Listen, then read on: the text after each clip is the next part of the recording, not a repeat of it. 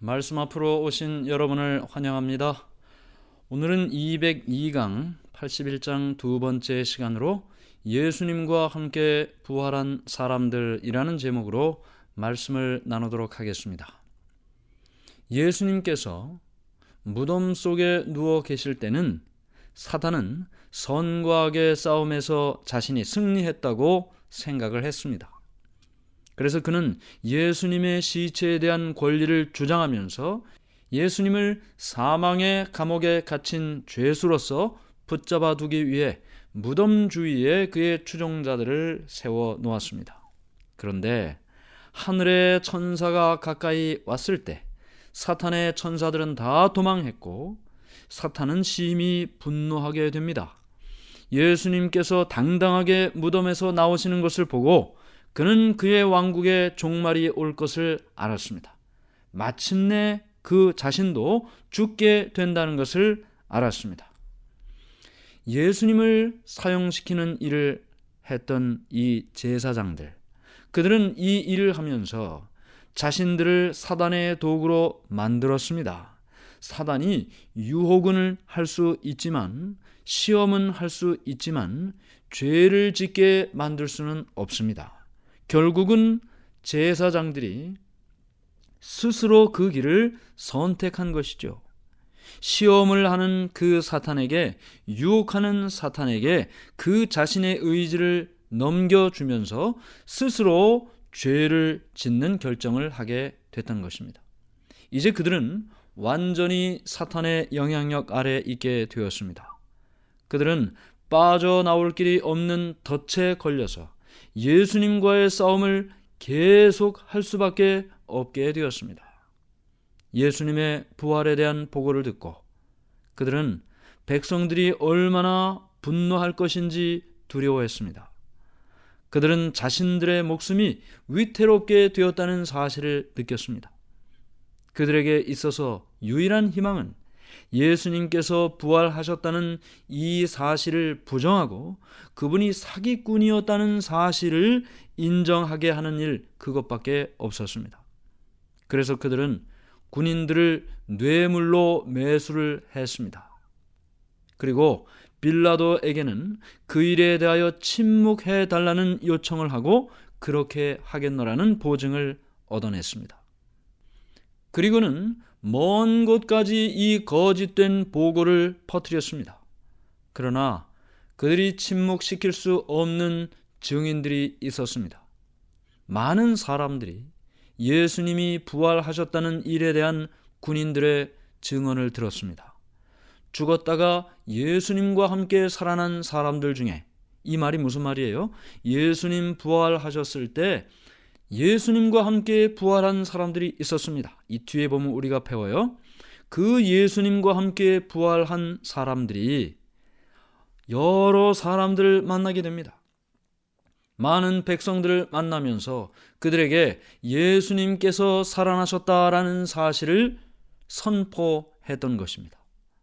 제사장들은 이 예수님과 함께 살아난 사람들을 만나서 그들의 증언을 들은 사람들로부터 예수님의 부활에 대한 보고를 듣게 되었습니다.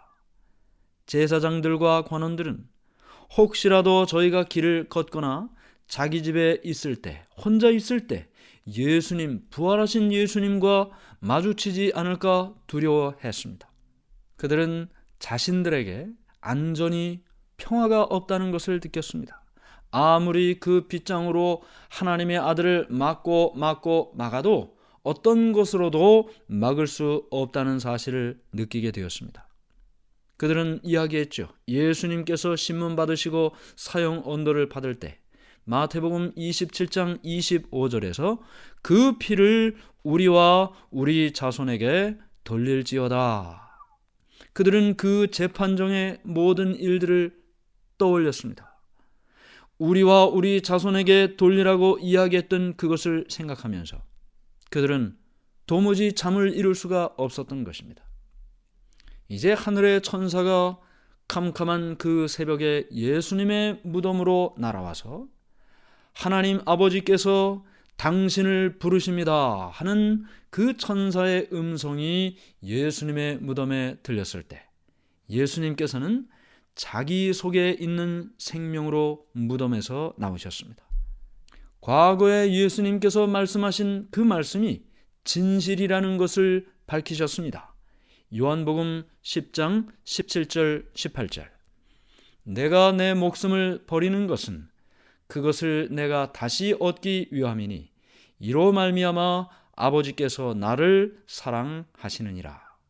이를 내게서 빼앗는 자가 있는 것이 아니라 내가 스스로 버리노라.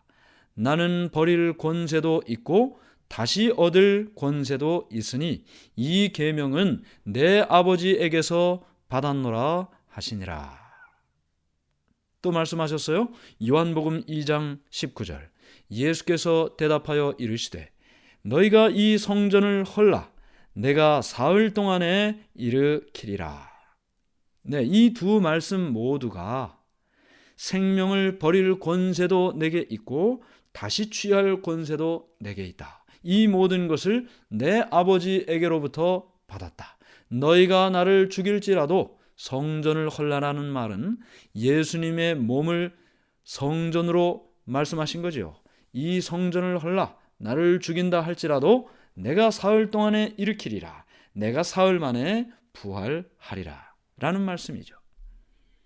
갈라진 그 요셉의 무덤을 향하여 예수님께서는 나는 부활이요 생명이라고 당당하게 말씀하셨습니다. 이 말씀은 하나님만이 하실 수 있는 말씀입니다. 나는 부활이요 생명이다. 하나님만이 하실 수 있는 말씀이에요. 모든 피조물은 하나님의 뜻과 능력으로 삽니다. 하나님의 생명을 받느냐 받지 않느냐에 따라 생과 사가 결정이 됩니다.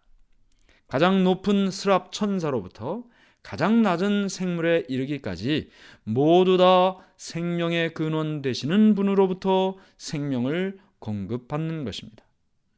하나님과 하나이신 오직 그분 예수님만이 나는 내 생명을 버릴 권세도 있고 다시 얻을 권세도 있다 하고 말씀하실 수 있는 것입니다. 예수님께서는 당신의 신성 속에 죽음의 속박을 깨칠 수 있는 능력을 가지고 계셨습니다. 예수님께서 잠자는 자들의 처음 익은 열매로서 이 죽음에서 일어나셨는데요. 이 잠자는 자들의 처음 익은 열매, 첫 열매라는 말씀을 우리는 성경에서 많이 보게 됩니다. 그런데 이 첫 열매라는 것은 이스라엘의 절기 중에 요제절이 있습니다. 요제라는 말은 테누파라는 뜻이에요. 요제라는 말은 히브리어로 테누파, 위아래로 흔들다 또는 좌우로 흔들다라는 뜻을 가진 말입니다. 예배자가 하나님께 예물을 드릴 때 이렇게 흔들었어요. 그것이 요제절입니다. 예수님께서 언제 부활하셨나? 바로 하나님께 요제를 드리는 그 요제절에 그날 부활하셨습니다. 그러니까 곡식을 가지고 어떻게 해요? 처음 익은 곡식을 가지고 하나님께 바칠 때 그 곡식을 하늘로 이렇게 흔들고 하나님께 드렸는데 예수님께서 잠자는 자들의 처음 열매로서 하나님께 들려졌다라는 뜻을 가지고 있는 것입니다. 이 요제는 화목제 또는 속건제 또는 땅에 처음 익은 곡식을 하나님께 바칠 때 드려졌습니다. 예수님께서는 하나님의 기뻐하시는 제물로 하나님께 바쳐졌음을 의미하는 것입니다. 이 요제절이 1000년 이상이나 계속되어 왔어요. 추수하는 밭에서 처음 익은 곡식의 이삭들을 모아가지고 6월절날 예루살렘에 올라가 그들이 가져간 처음 익은 곡식단을 하나님 앞에 감사의 예물로서 흔들었습니다. 하나님께 드린 곡식단은 추수를 상징합니다. 그들이 첫 열매로 하나님께 제물을 드렸으니까요. 추수를 상징해요.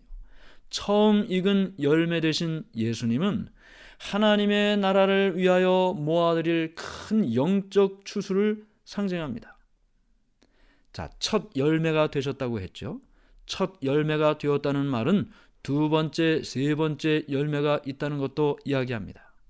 예수님의 부활은 첫 열매이고 예수님의 부활과 함께 앞으로 부활할 모든 의인들은 하나님 앞에 두 번째, 세 번째, 열 번째 열매가 되는 것이죠. 하나님 앞에 드려지는 영적 추수를 상징하고 있다는 것입니다. 여기 데살로니가 4장 14절에는 이렇게 말씀이 기록되어 있습니다. 우리가 예수께서 죽으셨다가 다시 살아나심을 믿을진대 이와 같이 예수님 안에서 자는 자들도 하나님이 그와 함께 데리고 오시리라. 예수님이 첫 열매로 부활하셨어요. 이제 그 이후로 그리스도를 믿고 이 땅에 살다 죽은 모든 의인들이 예수님 안에서 다 부활해서 하나님이 그와 함께 데리고 온다 라고 약속을 하신 것입니다. 자, 우리는 여기서 예수님의 부활하시는 그 시간으로 돌아갑니다. 예수님께서 부활하실 때 예수님 혼자만 부활하신 것이 아니었습니다. 예수님은 사망에 사로잡혀 있던 한 무리를 무덤에서 데리고 나오셨습니다. 무덤 가운데 잠자고 있던 의인들 한 무리를 부활시키셨어요. 그 사람들은 하나님의 동역자들이었습니다. 과거에 목숨을 바쳐 진리를 증거하던 사람들이었습니다. 이제 그들이 무덤 가운데 잠자고 있다가 예수님께서 부활하실 때 예수님께서 그들을 죽음에서 일으켜 주신 것입니다. 그리고 그들은 부활해서 예수님께서 자신들을 이렇게 죽음에서 일으켜 주셨다고 사람들에게 증거하고 다녔던 것입니다. 예수님께서는 봉사하는 기간 동안 죽은 자를 살리셨습니다. 나인성 과부의 아들을 살리셨어요. 달리다굼 하면서 그 관원의 회당장 야이로의 딸도 살리셨습니다. 나사로도 살리셨습니다. 그러나 그들은 다시 죽지 않는 영원한 생명이 있는 것은 아니었습니다. 살아난 후에도 그들은 여전히 죽음의 정복을 당했습니다. 그러나 지금 예수님께서 부활하시면서 부활시키신 그 사람들, 그 무덤에서 나온 사람들은 이제 영생으로 일으킴을 받은 사람들입니다. 그들은 죽음과 무덤을 이기신 예수님의 승리의 기념입니다. 그분과 함께 하늘로 승천했던 것입니다.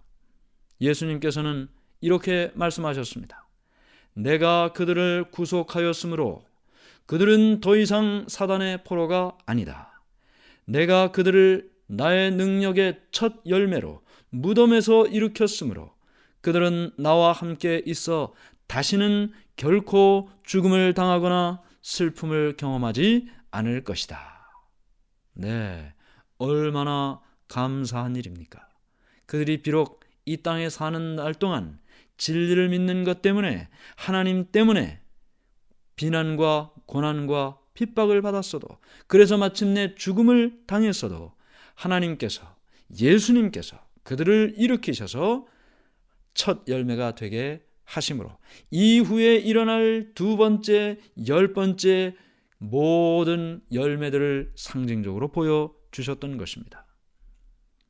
부활한 그들은 예루살렘 성에 들어가서 많은 사람 앞에 나타나 예수님께서 죽음에서 살아나셨고 우리도 그분과 함께 부활했다고 선포했습니다. 여기 이사야 26장 19절에 이렇게 기록하고 있습니다. 주의 죽은 자들은 살아나고 그의 시체들은 일어나리이다. 티끌에 누운 자들아 너희는 깨어 노래하라. 주의 이슬은 빛난 이슬이니 땅이 죽은 자들을 내놓으리로다. 땅이 죽은 자들을 내놓으리로다. 주님의 능력이 이 무덤 가운데 감옥에 갇혀있던 그들을 자유를 주고 부활의 생명으로 살아나게 했던 것처럼 우리 모두도 이제 세상 마치고 예수님 이 땅에 다시 오실 때 모두가 다 함께 부활의 그날에 일어날 것을 믿게 되는 것입니다. 예수님은 믿는 자에게 부활과 생명이 되십니다. 죄로 인해 잃어버린 생명이 예수님을 통해 회복되는 것입니다. 예수님께서는 자신이 원하는 자들을 살아나게 할 수 있는 생명을 가지고 있습니다. 예수님은 사람들에게 불멸, 영원히 죽지 않을 그와 같은 권한을 줄 수 있는 권한을 받으셨습니다. 그분은 인간을 위하여 버리신 그 생명을 다시 취하셔서 사람들에게 나누어 주시는 것입니다.